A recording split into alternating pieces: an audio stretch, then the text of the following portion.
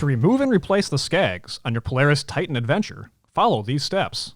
When replacing Skags, always replace in pairs, and follow all warnings listed in the owner's manual. Park the snowmobile on a flat, level surface. Safely raise the sled so the skis are at least 6 inches off the ground. Next, remove the 3 Skag nuts and washers inside the ski.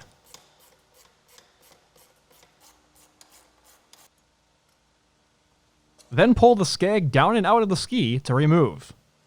Inspect the Skag for wear or damage, and replace if necessary.